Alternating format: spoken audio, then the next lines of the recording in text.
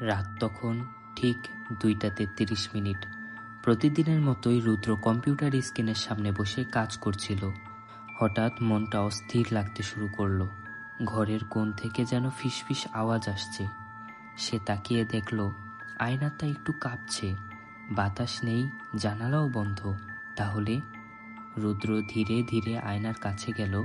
আয়নার ওপাশে নিজের প্রতিবিম্বের দিকে তাকিয়ে সে হিমশীতল হয়ে গেল। ওখানে সেই আছে, কিন্তু একদম অচেনা চেহারা। মুখটা ফ্যাকাশে, চোখ দুটি কালো গহ্বরের মতো, ঠোঁটের কোণে একটু অদ্ভুত হাসি।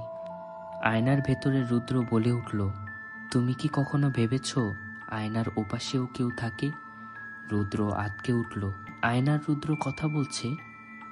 হাত বাড়িয়ে সে আয়নাকে ছুঁতে গেল, কিন্তু সাথে সাথে চারপাশের আলো নিভে গেল। এক মুহূর্তেই সব অন্ধকার। তারপর গল্পে আসলে শেষটা কি হলো?